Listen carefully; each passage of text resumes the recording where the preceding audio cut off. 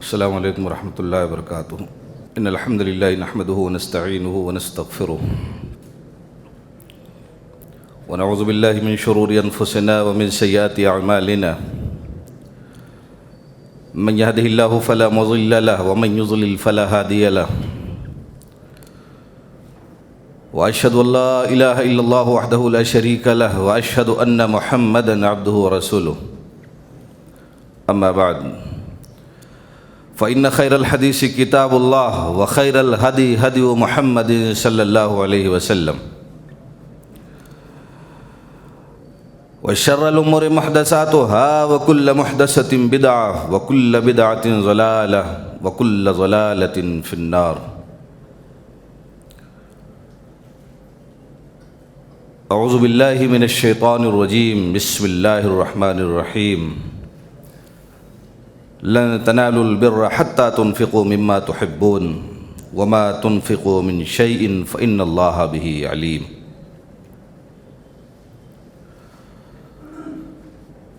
معزز حاضرین،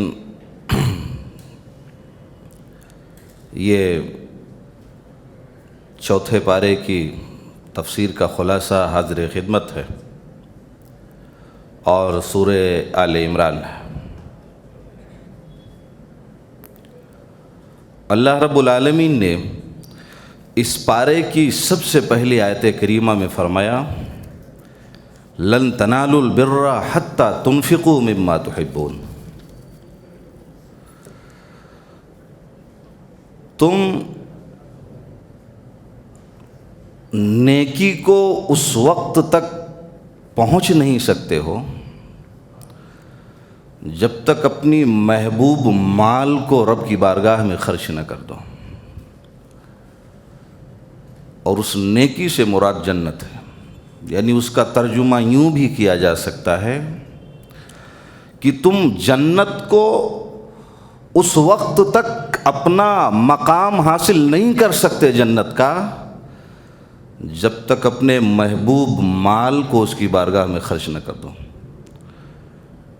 شیخ ابن عثیمین رحمۃ اللہ علیہ نے اس آیت کریمہ کی تفسیر میں فرمایا کہ آدمی کو زندگی میں کم سے کم ایک مرتبہ اپنے سب سے محبوب مال کو رب کی بارگاہ میں دے دینا چاہیے۔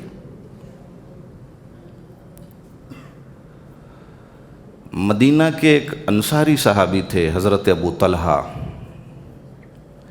مالدار آدمی تھے، اور یہی آیت کریمہ نازل ہوئی تھی چوتھے پارے کی پہلی آیت۔ تو جنت کے جوش تڑپ میں نکلے اور اللہ کے رسول کی خدمت میں آئے، کہا یہ آیت نازل ہوئی ہے اور مجھے جنت چاہیے، اور میرے پاس 2 باغ ہے اور سب سے محبوب ہے میری زندگی کا، کیا کروں؟ کہا فلاں باغ لے لو اور جاؤ اپنے رشتہ داروں میں تقسیم کر دو۔ حضرت ابو طلحہ اٹھے اور پورا کا پورا باغ اپنے رشتہ داروں میں تقسیم کر دیا، اور باغیچے میں پہنچے، ان کی بیوی باغ میں موجود تھی، کھجوروں کا وہ باغ تھا۔ کہا میری بیوی اس باغیچے سے جلدی سے نکل جاؤ، میں نے باغ دے دیا ہے، جنت لے لیا ہے۔ لن تنالوا البر حتى تنفقوا مما تحبون وما تنفقوا من شيء فإن الله به عليم۔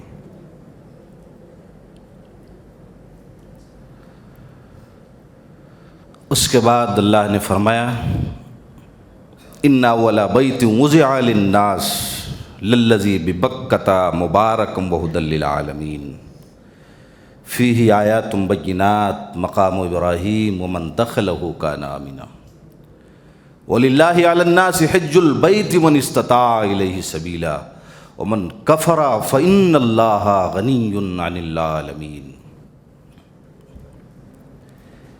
یہ جو سب سے پہلا گھر بنایا گیا مکہ کی سرزمین میں، وہ بابرکت سرزمین ہے۔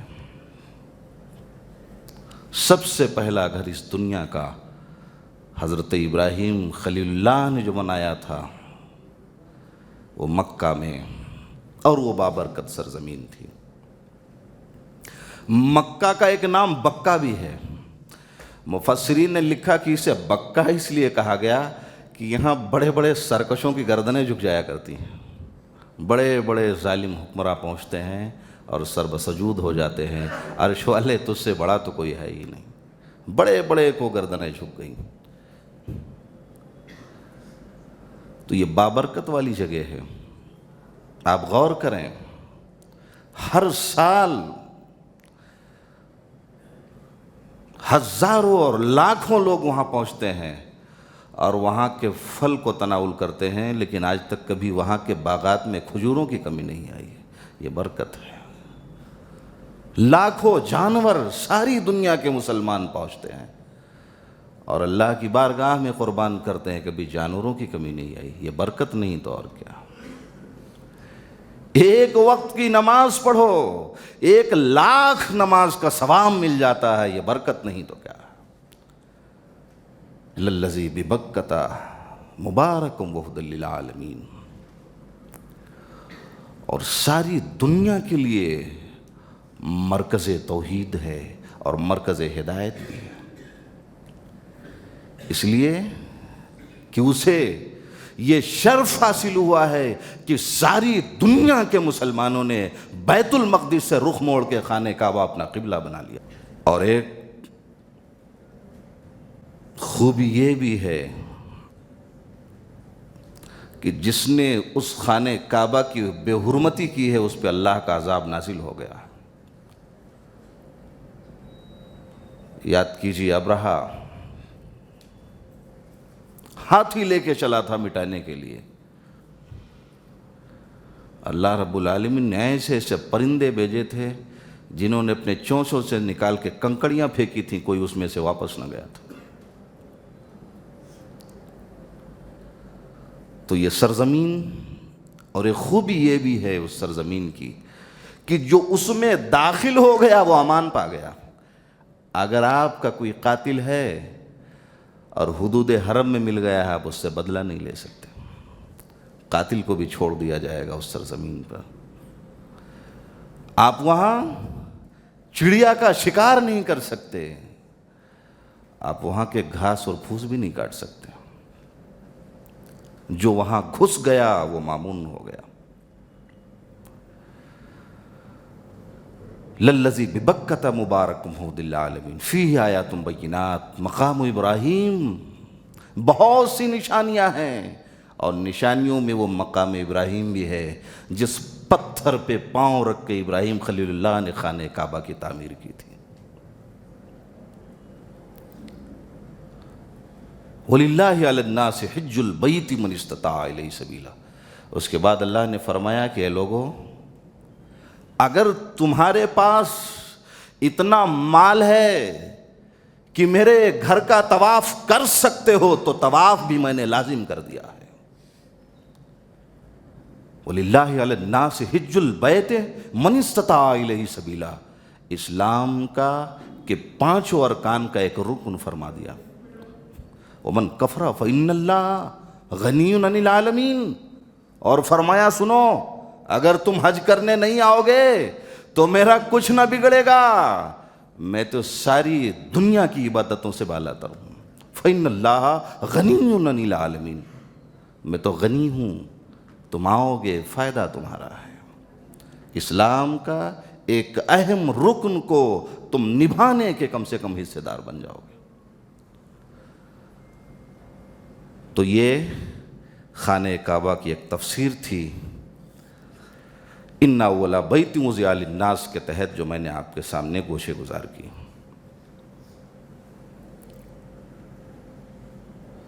اس کے بعد اللہ نے فرمایا،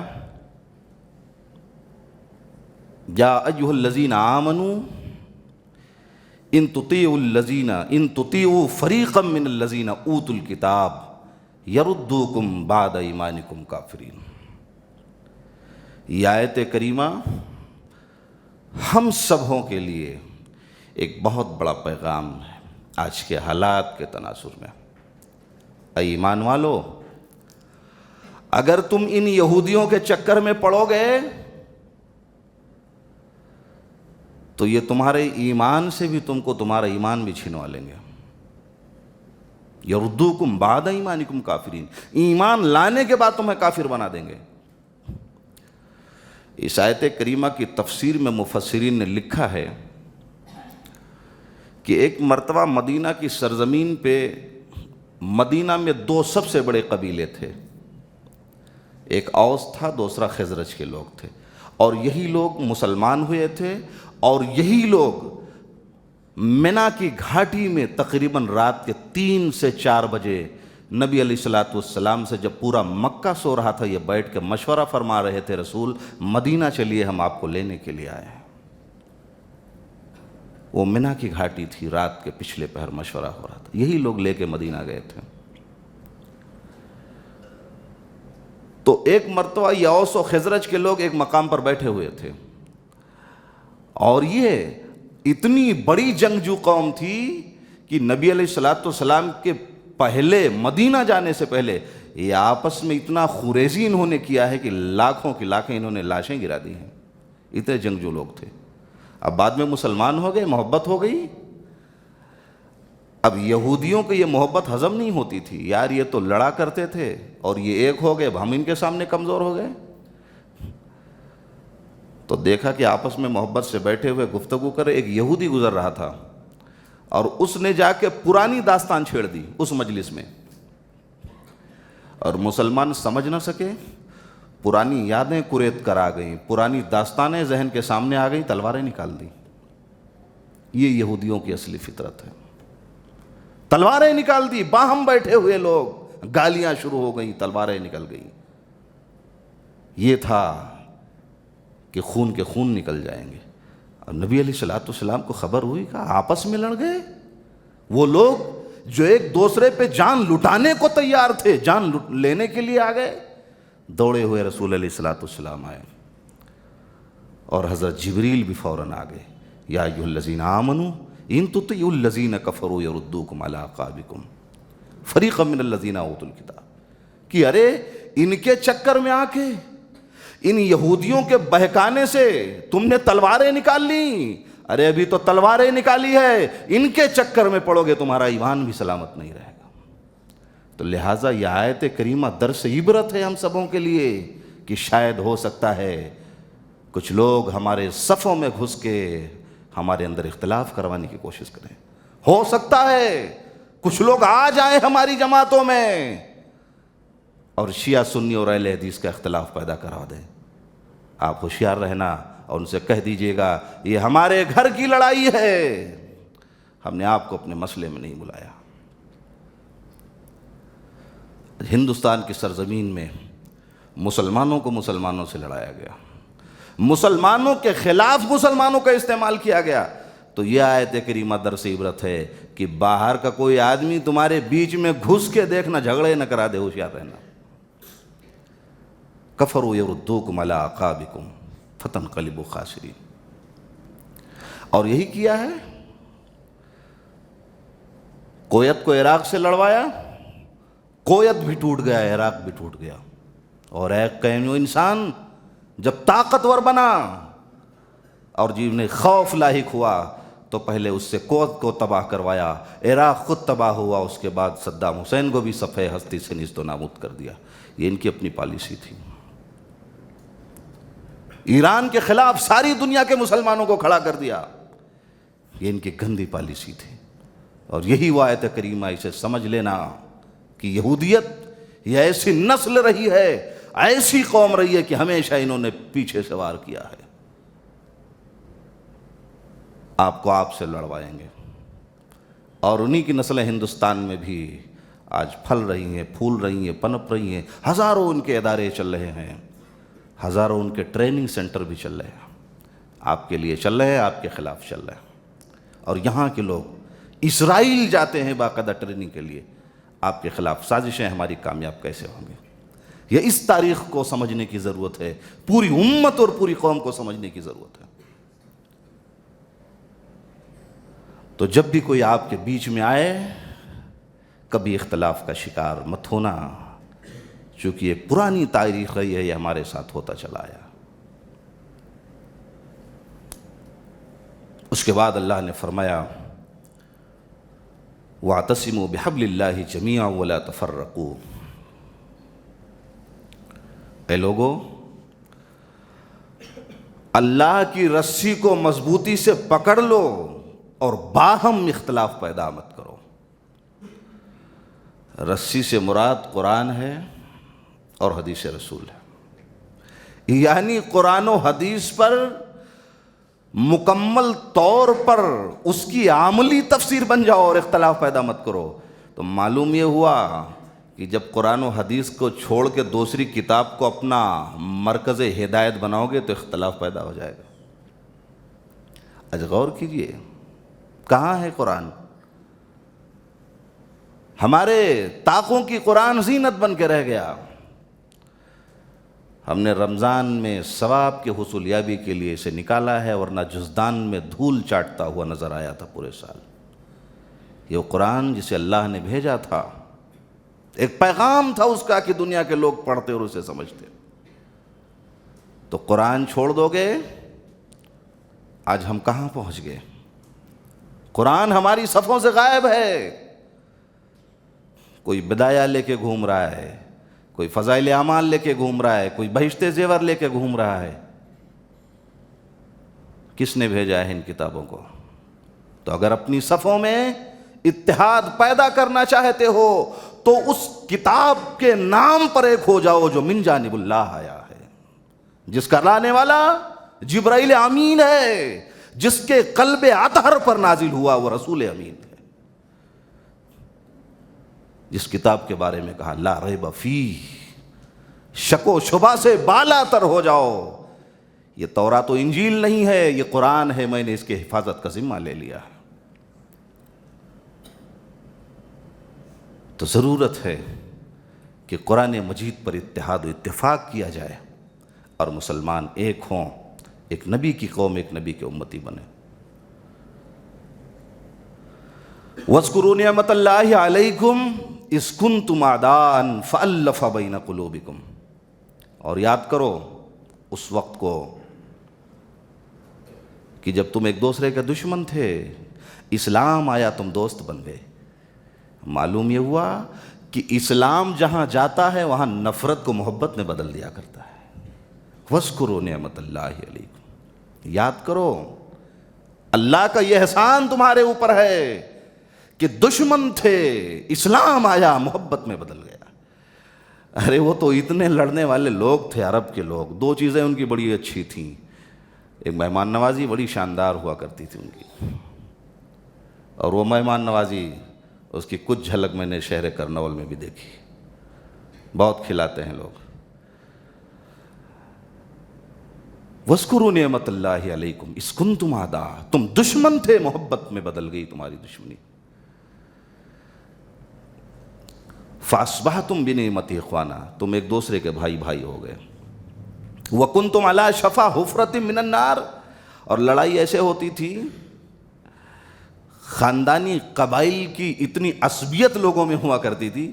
مان لو ایک راستہ ہے، ایک تنگ تاریک راستہ، اسی سے گزرنا ہے، اور دو گھوڑے ساتھ میں آ گئے. ایک فلاں خاندان کا ہے، دوسرا فلاں خاندان کا ہے. انا جاگ گئی. پہلا کہتا اس راستے سے میرا گھوڑا پہلے گزرے گا، دوسرا کہتا میرا گھوڑا پہلے گزرے گا. بات اتنی سی تھی، اے میرے خاندان کے لوگ آ جاؤ، اے میرے خاندان کے لوگ آ جاؤ. مہینوں مہینہ وہ تلواریں نیام میں نہیں جاتی تھی. یہ وہ لڑائی تھی. وَكُنْتُمْ عَلَى شَفَا حُفْرَةٍ مِّنَ النَّارِ فَأَنْقَذَكُم مِّنْهَا. تم نفرت والے تھے، ہم نے محبتی بنایا. تم آگ کے گڑھے کے کنارے پہنچ چکے تھے، ہم نے رسول بھیجا، تمہیں جنتی بنا دیا. فَأَنْقَذَكُم مِّنْهَا كَذَلِكَ يُبَيِّنُ اللَّهُ لَكُمْ آيَاتِهِ لَعَلَّكُمْ تَهْتَدُونَ. اللہ اپنے باتوں کو کھول کھول کے بیان کرتا ہے، شاید تم ہدایت یافتہ ہو جاؤ. تو مسلمانوں کی صفوں میں قرآن مجید نے اتحاد پیدا کیا ہے، پیغمبر نے محبت پیدا کروایا ہے، اور غیروں نے تو ہمیشہ کوشش کی ہے نقصان پہنچانے کے لیے. حضرت علی رضی اللہ تعالیٰ عنہ اور حضرت امیر معاویہ دونوں کے درمیان اختلاف تھا، اور صحابہ کرام میں بہت سے مسئلوں میں آپس میں اختلاف ہوا کرتے تھے. لیکن اختلاف کے باوجود ان کا مرکز ہدایت جو تھا وہ اللہ کا کلام تھا، مصطفیٰ کا فرمان تھا، اس لیے مسائل کے حل بھی نکل آیا کرتے تھے۔ تو دونوں میں اختلاف تھے۔ روم کے بادشاہ نے خط لکھا، کہا میں نے سنا ہے تمہارا خلیفہ تم سے ناراض ہے، تو امیر معاویہ ایسا کرو میں تمہاری مدد کروں گا، حضرت علی کے خلاف تم کھڑے ہو جاؤ میں تمہاری مدد کروں گا۔ یہ روم کے بادشاہ نے خط لکھا۔ حضرت امیر معاویہ کو بات سمجھ میں آ گئی کہ دشمن ہمارے گھر میں گھس کے ہمیں اب کمزور کرنے کی سازش کر رہا ہے۔ امیر معاویہ نے جوابی خط لکھا، کہا ہے رومی کتے، اگر تو یہ چاہتا ہے کہ ہم دونوں بھائیوں کے آپسی اختلافات سے تو ہمارے اوپر حملہ کر کے ہمیں کمزور کرے گا تو یاد کر لے حضرت علی سے اختلاف ضرور ہے، مگر تیرے خاتمے کے لیے حضرت علی کی قیادت میں جو فوج نکلے گی معاویہ اس فوج کا ادنا سپاہی ہوگا۔ ہم آپسی اختلافات میں کبھی دشمن کو داخل نہیں ہونے دیں گے۔ وَاعْتَصِمُوا بِحَبْلِ اللَّهِ جَمِيعًا وَلَا تَفَرَّقُوا وَاذْكُرُوا نِعْمَةَ اللَّهِ عَلَيْكُمْ إِذْ كُنْتُمْ أَعْدَاءً فَأَلَّفَ بَيْنَ قُلُوبِكُمْ۔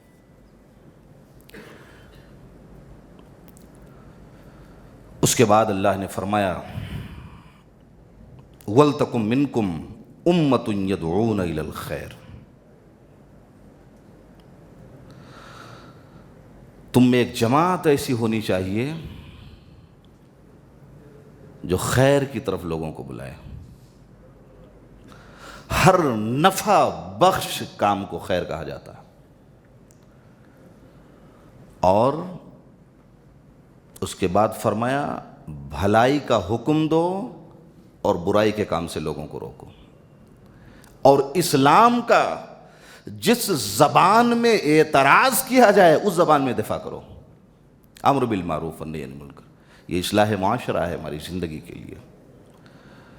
تو گویا یہ ہماری اخلاقی ذمہ داری ہے، دینی ذمہ داری ہے، معاشرتی ذمہ داری ہے، سماجی ذمہ داری ہے، جماعتی ذمہ داری ہے کہ ہم اصلاح معاشرہ کا کام کریں۔ حضرت ابو دردہ رضی اللہ تعالیٰ عنہ فرماتے ہیں کہ اگر تم اصلاح معاشرہ کا کام نہیں کرو گے تو اللہ تعالیٰ اس کے بدلے ظالم حکمرانوں کو تمہارے اوپر مسلط کر دے گا، اور وہ ایسے ایسے ظلم کریں گے کہ تمہارے بڑوں کو ذلیل کر دیں گے، تمہارے بیٹوں کو رسوا کر دیں گے، اور تم اللہ سے دعائیں مانگو گے تمہاری دعائیں قبول نہیں کی جائیں گی۔ لہٰذا اصلاح معاشرہ کا کام کرو۔ ایک مرتبہ نبی علیہ السلام نے فرمایا ایاکم والجلوس فی الطرقات، صحابہ کرام راستوں میں مت بیٹھا کرو۔ تو صحابہ نے کہا کہ ہم کہاں جا کے بیٹھیں، ہم تو بیٹھ جاتے ہیں، گفتگو ہو جاتی ہے، اس کے بغیر تو کوئی چارہ ہی نہیں ہے۔ کہا سنو، اگر راستوں میں بیٹھنا ضروری ہے تو یاد کر لو امر بالمعروف والنہی عن المنکر کے فریضے کو تمہیں انجام دینا پڑے گا۔ ہرانے جانے والے شخص کو تمہیں بھلائی کی تعلیم دینی پڑے گی، برائی سے اسے روکنا پڑے گا۔ نبی علیہ السلام نے ایک مثال دیتے ہوئے فرمایا تھا، بڑی اچھی مثال آپ نے دی۔ ٹھیک ہے فلاں آدمی روزہ نہیں رکھتا، ہم سے کیا مطلب ہے، نماز نہیں پڑھتا، ہم سے کیا مطلب ہے، مسجد میں نہیں آتا، ہم سے کیا مطلب ہے، ہم تو آتے ہیں 5 وقت، امام کے پیچھے کھڑے رہتے ہیں۔ یہ تصور اپنے ذہنوں سے نکال دو، اس لیے کہ اللہ کی یہ سنت رہی ہے کہ جب گنہگاروں پہ عذاب آیا ہے تو اس نے اچھوں کو بھی نہیں چھوڑا ہے، اور قصور یہ تھا کہ انہوں نے اچھائی کا کام کرنا بند کر دیا تھا۔ آپ علیہ السلام نے فرمایا ایک کشتی ہے، اور کشتی میں وہ دریا میں کشتی چل رہی ہے، اور 2 منزلیں ہیں، کچھ لوگ نیچے منزلے پہ سوار ہیں اور کشتی کے دوسرے منزلے پہ کچھ لوگ سوار ہیں۔ اب پینے کا پانی اوپر ہے، اور نیچے کے لوگوں کو پیاس جب لگی تو انہوں نے سوچا کہ اوپر جانے کی ضرورت کیا ہے، کشتی میں سوراخ کر لیتے ہیں، پانی آ جائے گا، پانی پی لیں گے۔ تو اوپر والوں نے انہیں منع کر دیا، کہا کہ یار کیا کرنے جا رہے ہو، اگر کشتی میں سوراخ کرو گے تو کشتی میں پانی بھر جائے گا، اور جب پانی بھرے گا تو تم بھی جاؤ گے، ہم بھی جائیں گے۔ نبی علیہ الصلوۃ والسلام نے فرمایا یہی معاملہ ان لوگوں کا ہے جو اصلاح معاشرہ کا کام نہیں کرتے۔ اگر کشتی ڈوبتی تو دونوں جاتے۔ تو سماج میں بھلائی کے فروغ نہ کرنے والوں، اگر اللہ کا عذاب آئے گا تو برے بھی جائیں گے، اچھے بھی جائیں گے۔ تو اچھا یہ تھا کہ ان اچھوں نے انہیں یہ کام کرنے سے روک دیا تھا۔ تو اپنی حفاظت کرو۔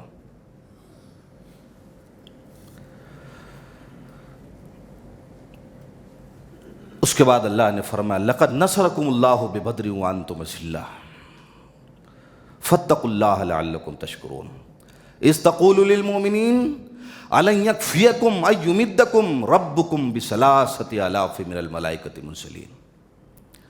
غزوہ بدر سن 2 ہجری میں پیش آیا، اور اسلام کی یہ جو سب سے بڑی جنگ تھی اور جنگ عظیم تھی، جس میں 70 کافر واصل جہنم کیے گئے، 70 کو مسلمانوں نے قیدی بنا لیا تھا، اور پوری دنیا میں اسلام اس وقت ایک مضبوط طاقت بن کر ابھرا تھا کہ شاید مسلمان طاقتور ہو چکے۔ لقد نصرکم اللہ ببدر وانتم اذلہ۔ اچھا، بڑا عجیب معاملہ رہا۔ 313 کی جماعت ہے، ان کے پاس آلات حرب و ضرب بھی نہیں ہیں، سواریاں بھی نہیں ہیں، اور عظیم طاقت سے مقابلہ ہے۔ تو اللہ نے فرمایا کہ یاد کرو اس دور کو جب تم کمزور تھے، ہم نے تمہاری مدد کی تھی۔ اذ تقول للمؤمنین، نبی علیہ الصلوۃ والسلام صحابہ سے مشورہ فرما رہے ہیں، کہا جنگ کے لیے نکلنا ہے۔ حضرت سعد بن معاذ اٹھ کے کھڑے ہو گئے، اللہ کے رسول ہم موسیٰ کی قوم نہیں ہیں جو یہ کہہ دیں اذهب انت وربک فقاتلا انا ہاہنا قاعدون، جاؤ تم لڑو، تمہارا رب لڑے، ہم تو کہیں نہیں جانے والے۔ اللہ کے رسول ہم تو وہ قوم ہیں کہ اشارہ آبرو ہو جائے تو گردنیں الٹوا دیں گے، ہم تو وہ ہیں جو آپ کے آگے سے بھی لڑیں گے، پیچھے سے بھی لڑیں گے۔ اگر آپ کہیں گے سمندر میں چھلانگ لگا دو، لگا دیں گے، یہ نہیں پوچھیں گے پیارے رسول حکم کیوں دیا تھا، جانیں کٹوا دو کٹوا دیں گے، یہ نہیں پوچھیں گے اشارہ کیوں کیا تھا۔ نبی علیہ الصلوۃ والسلام کا چہرہ مسکرا اٹھے، فرمایا یاد کر لو، نکل پڑو غزوہ بدر کے لیے، اور یاد کر لو دشمن اپنی طاقت و قوت پہ بھروسہ کر کے آیا ہے، محمد خدا کی ذات پہ بھروسہ کر کے۔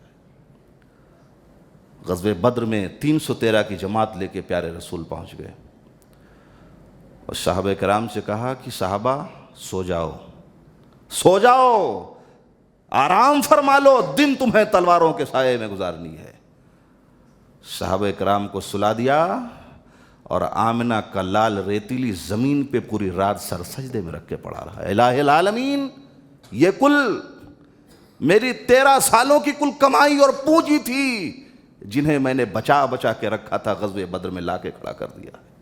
اگر آج یہ لٹ گئے تو تیرا دین مٹ جائے گا۔ عرش والے عزت و آبرو کی حفاظت اور دین کی فرما لینا۔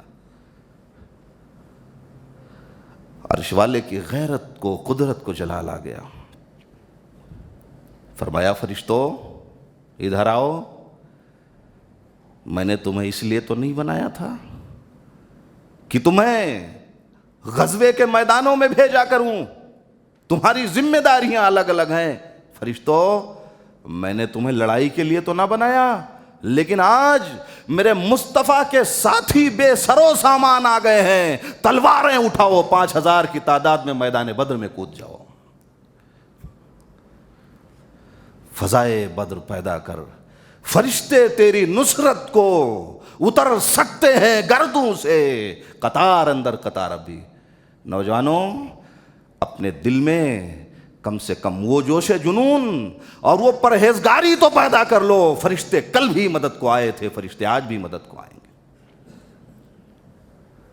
تو اللہ نے فرشتوں سے کام لیا، وَلَقَدْ نَصَرَكُمُ اللَّهُ بِبَدْرٍ وَأَنْتُمْ أَذِلَّةٌ،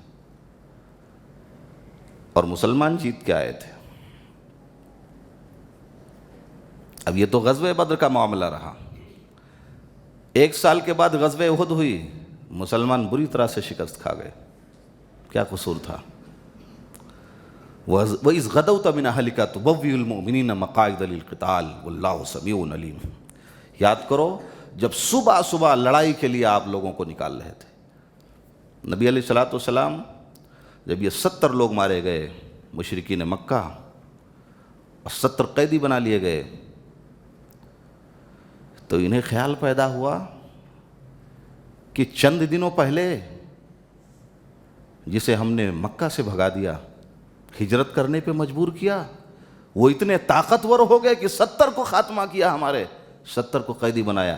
انہوں نے پلاننگ شروع کی، اور پلاننگ کا یہ حال تھا کہ ان کی عورتیں مرثیے پڑھا کرتی تھیں، اپنے شوہروں سے کہتی تھیں کہ خبردار اگر جنگ سے واپس آئے تو میرے ہاتھ کی چوڑیاں تمہارے حوالے ہوں گی، اور وہ بھی لڑنے کے لیے آئی تھیں، مشرکین و کافرین کی عورتیں، اور اشعار پڑھ کے انہیں ابھارا کرتی تھیں۔ نبی علیہ الصلوۃ والسلام نے صحابہ سے پوچھا بتاؤ کیا کرنا ہے، مدینہ میں رہ کے لڑائی لڑیں یا باہر چل کے لڑائی لڑیں؟ تو صحابہ کرام نے کہا، بعض نے کہا رہ کے لڑیں، بعض نے کہا باہر چل کے لڑیں۔ نبی علیہ الصلوۃ والسلام کمرے میں گئے، حجرے میں گئے، آلات حرب و ضرب پہن لیا، باہر آئے۔ تو وہ صحابہ جنہوں نے کہا تھا باہر چل کے لڑیں گے، انہیں شرمندگی ہوئی کہ شاید مشورہ ہمارا اچھا نہیں تھا۔ کہا رسول باہر نہ نکلیں، کہا نبی کے شان کے خلاف ہے، جب آلات حرب و ضرب اٹھا لیتا ہے وہ واپس نہیں ہوتا۔ لڑنے کے لیے نکل گئے، غزوہ احد میں پہنچے، اور تقریباً 1000 مسلمان تھے، اور راستے سے رئیس المنافقین عبداللہ بن ابی واپس بھاگ آیا۔ کہا میں نے کہا تھا باہر چل کے مت لڑو، میری بات نہیں مانی گئی، میں واپس جا رہا ہوں۔ 700 مسلمان تھے غزوہ احد میں، اور 3000 لڑنے کے لیے آئے تھے۔ نبی علیہ الصلوۃ والسلام نے کہا کہ ٹھیک ہے، لڑائی آغاز ہو گئی۔ کہا میں جنگ ہاروں گا یا میں جنگ جیتوں گا، یہ 50 لوگوں کو میں نے جو اس پہاڑ کے پاس کھڑا کیا ہے تو میں ہلنا نہیں ہے، میرا انجام جو بھی ہوگا۔ اور غزوہ احد مسلمان جیت چکے تھے۔ جیتنے کے بعد مال غنیمت سمیٹنے لگے، تو وہ جو 50 لوگ کھڑے تھے نا، ان میں اختلاف پیدا ہو گیا۔ یہی ہوتا ہے اختلاف کا نتیجہ، اور نبی کی نافرمانی کا نتیجہ۔ 50 لوگوں میں اتحاد نہ رہا۔ کسی نے کہا جنگ جیت گئے ہیں، چلو مال غنیمت لوٹتے ہیں۔ کسی نے کہا اللہ کے رسول نے کہا تھا یہ جگہ مت چھوڑنا، ہم واپس نہیں جائیں گے یہاں سے۔ تو تمام کے تمام لوگ جا کے اس جھرمٹ میں اکٹھے ہو گئے، مال غنیمت لوٹنے لگے۔ دشمن جو باہر نکل چکا تھا، اس نے دیکھا مسلمان ایک جگہ اکٹھے ہیں، مال غنیمت سمیٹ رہے ہیں، پیچھے سے حملہ کر دیا۔ اور حملے کا یہ منظر تھا کہ 600-700 مسلمانوں میں صرف 10 مسلمان نبی کے ارد گرد بچے تھے، سارے کے سارے بھاگ لیے۔ یہ آخر کیوں ہوا؟ نبی علیہ الصلوۃ والسلام کی بات کو نہ ماننے کی وجہ سے ہوا۔ جب رسول کی بات نہیں مانو گے، نقصان کے سوا فائدہ نہیں ہو سکتا۔ 10 مسلمان 12 مسلمان بچے تھے۔ تو جب ہم نے رسول کی بات مانی تو ہمیں فائدہ ہوا، اور جب رسول کی بات کو ہم نے ٹھکرا دیا تو نقصان ہمارا مقدر بن گئی۔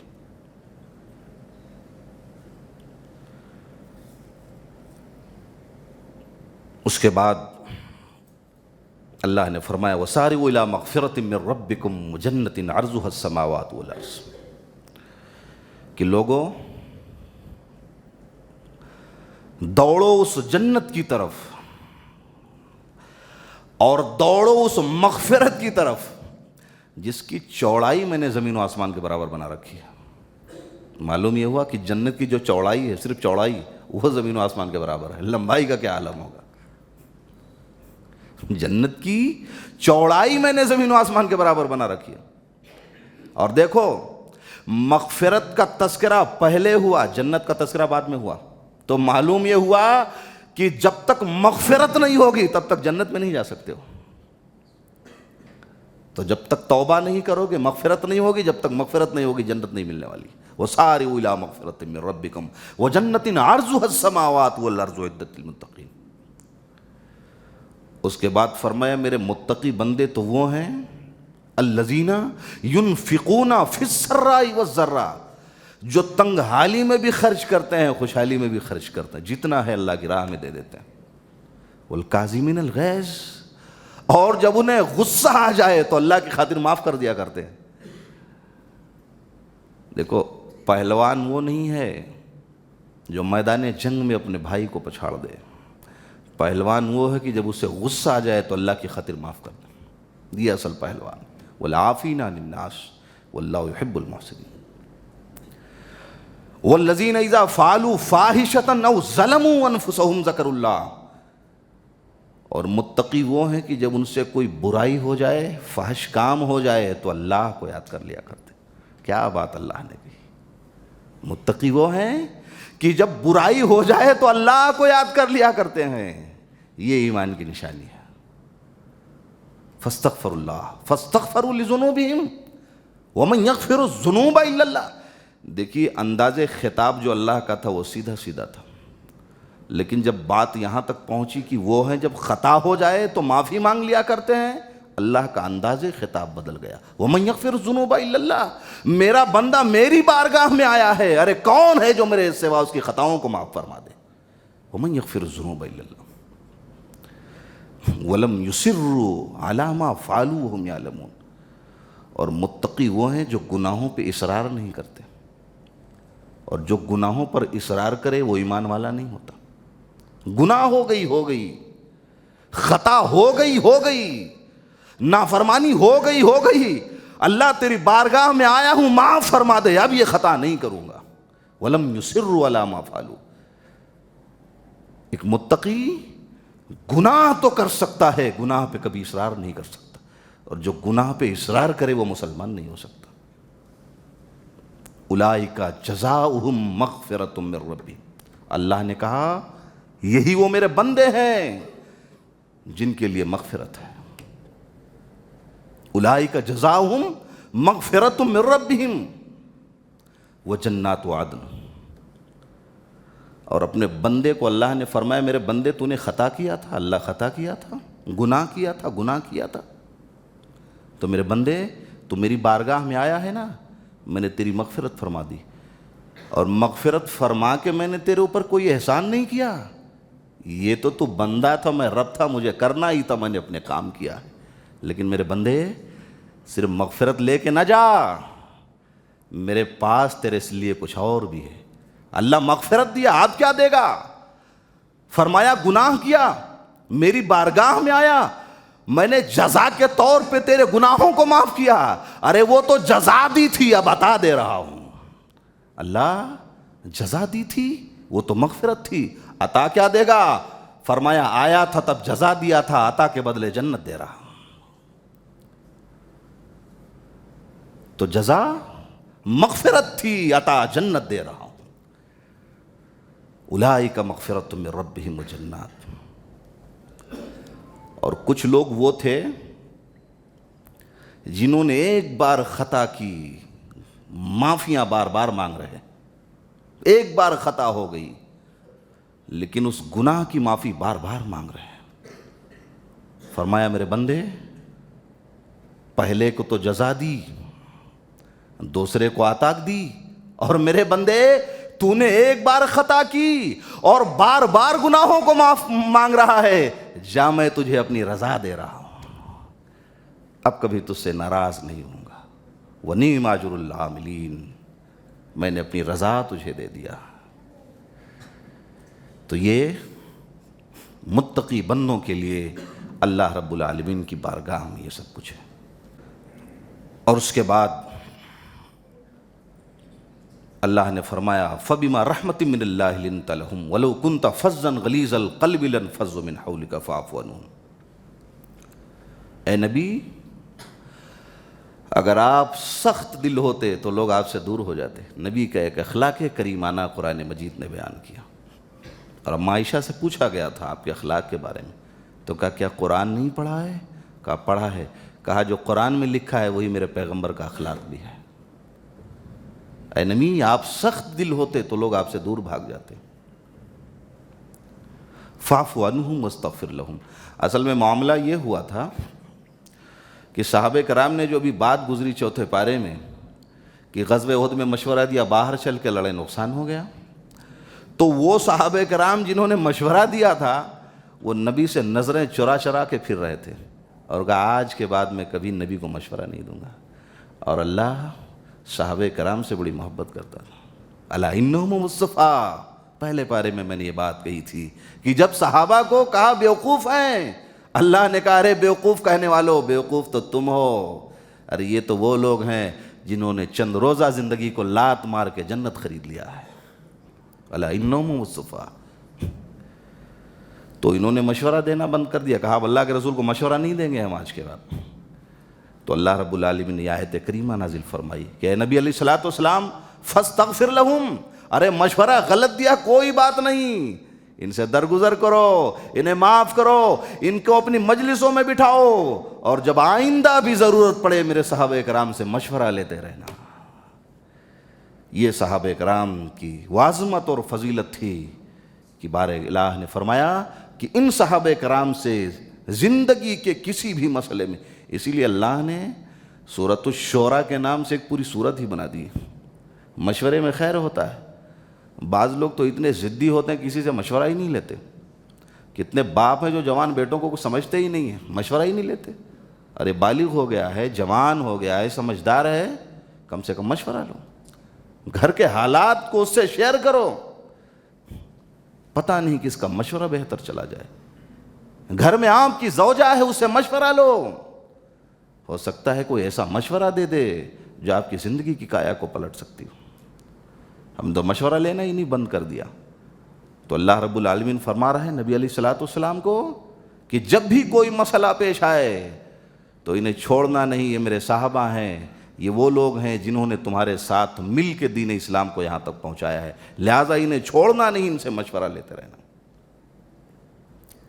وتوکل علی اللہ، اور آخری بات فرمائی کہ سنو، خود بھی دماغ لگا لیا، صحابہ کرام سے بھی پوچھ لیا، تو ساروں کا مشورہ اپنی جگہ، پھر جب کام کرنا تو اللہ کی ذات پہ بھروسہ کر کے کرنا۔ یہ آخری توحید بتائی۔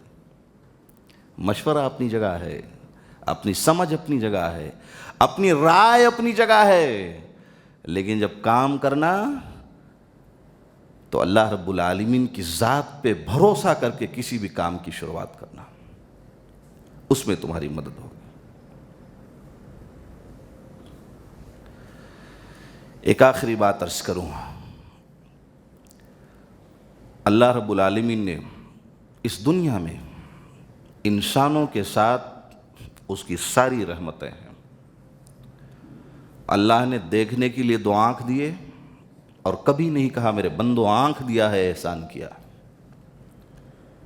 چلنے کے لیے پاؤں دیے اور کبھی نہیں کہا میرے بندوں چلنے کے لیے میں نے پاؤں دی ہے احسان کیا، یہ ہاتھ دیے ہیں، کاروبار اور تجارت کرتے ہیں، ضرورت کے وقت استعمال کرتے ہیں، اللہ نے کبھی نہیں کہا میرے بندوں تمہیں ہاتھ دیا ہے تمہارے اوپر احسان کیا، یہ سورج دیا، یہ چاند دیا، یہ روشنی کی کرنیں دیں، یہ لہلہاتے ہوئے ہوائیں دیں، یہ رات دی ہے، یہ دن دیا ہے، ساری کی ساری اسی کی ہے، لیکن اس پروردگار عالم نے کبھی نہیں کہا میرے بندو یہ دیا ہے میں نے احسان کیا ہے، لیکن فرمایا لقد من اللہ علی المومنین اذ بعث فیہم رسولا من انفسہم، لوگو یاد کر لو میں نے آج اپنا رسول تمہارے حوالے کیا ہے، تم پر احسان کیا ہے۔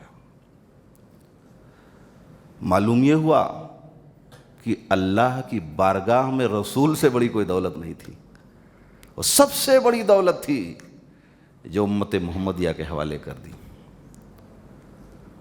اور افضل امت بنا دیا۔ جو نبی کائنات کا سب سے افضل انسان ہو، ظاہر سی بات ہے اس کی امت سب سے افضل انسان ہو، یہ اور بات ہے وہ وقار ہم نے کھو دیا، وہ وقار ہم سے دور جا چکا۔ تو لقد من اللہ علی المومنین اذ بعث فیہم رسولا من انفسہم یتلو علیہم آیاتہ ویزکیہم ویعلمہم الکتاب والحکمہ، کہ میں نے رسول دیا ہے، میں نے تم پر احسان کیا ہے، اس کی حفاظت فرما لینا۔ اور رسول نے کام کیا کیا؟ یتلو علیہم آیاتہ ویزکیہم، اس نے ہمارے قرآن کو تمہیں پڑھ کے سکھایا ہے، بھٹکتی ہوئی انسانیت کو اس نے راستہ دکھایا ہے۔ حضور آئے تو روشن ہوئی ہر ایک ظلمت، وگرنہ رات کا دامن ستارہ بار نہ تھا، پوری دنیا میں جہالت تھی، پوری دنیا میں تاریکی تھی، اور چند سال ابھی گزرے ہیں، پرانے لوگ جانتے ہیں عورتوں کا تو وہ معاملہ تھا کہ کسی بیوہ پہ لوگوں کو بھی نظر پڑ جاتی تو گھر میں گھس جاتے، کہتے تھے دن خراب ہو جائے گا۔ کوئی عورت اگر اس کا شوہر مر جاتا تھا تو اس کے شوہر کی چتا پہ جلا کے اس عورت کو بھی ستی کر دیا جاتا تھا۔ یہ وہ کالا قانون تھا۔ بیٹیوں کو جب یہ خبر ہوتی تھی بیٹی پیدا ہوئی، اسے زندہ اندہ اس کا خون کر دیا جاتا تھا، ہم اپنا داماد کسے بنائیں گے۔ وہ ہادی رحمت اور رحمت عالم جب اس دنیا میں آئے تو کہا لوگو اپنی بیٹیوں کو زندہ درگور مت کرو، انہیں پڑھاؤ، انہیں لکھاؤ، انہیں اچھی تعلیم دو، عزت و آبرو سے ان کا نکاح کر دو، اور جو یہ کام کر لے میں قیامت دن اس کے اتنے قریب ہوں گے جتنا یہ دونوں انگلیاں قریب ہیں۔ تو بیٹیوں کو جن لوگوں نے زحمت سمجھا، رسول نے انہیں ساری دنیا کے لیے رحمت بنا دیا۔ جن لوگوں نے زندہ درگور کرنا چاہا انہیں اس کی فضیلت بتائی۔ الجنت تحت اقدام الامہات، جنت کہیں اور نہیں ہے، ماں کی خدمت کرو، اللہ نے اس کے قدموں کے نیچے جنت رکھ دیا۔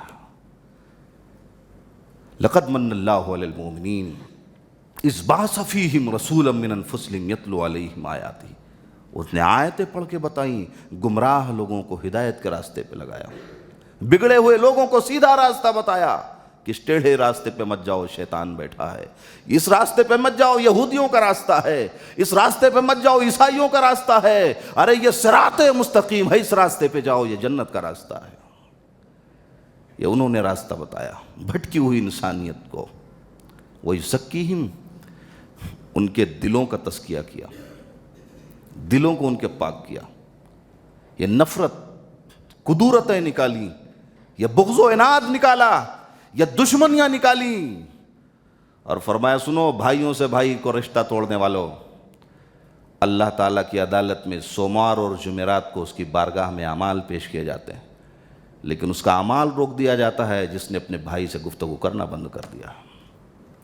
وہی سکی دلوں کو صاف کیا، بغض کو نکالا، کینے کو نکالا، کپٹ کو نکالا، دشمنی کو نکالا، اس دل میں کوٹ کوٹ کے احترام رکھا ہے، والدین کی محبت رکھی ہے، بھائی کا رشتہ رکھا ہے، غریبوں کے لیے رحم و کرم کرنے والا دل دیا ہے اس نے۔ وَيُزَكِّيهِمْ وَيُعَلِّمُهُمُ الْكِتَابَ وَالْحِکْمَةَ، اور کتاب عظیم اور حکمت تمہیں عطا کی۔ اِنَّكَ أَنْتَ الْعَزِيزُ الْحَكِيمُ، وہ غالب ہے، وہ حکمت والا ہے، وہ بادشاہ ہے۔ اللہ سے دعا ہے اللہ ہمیں ایمان اور عمل کی توفیق عطا فرمائے، آمین۔ آخر دعوانا ان الحمد للہ رب العالمین۔ السلام علیکم ورحمۃ اللہ وبرکاتہ۔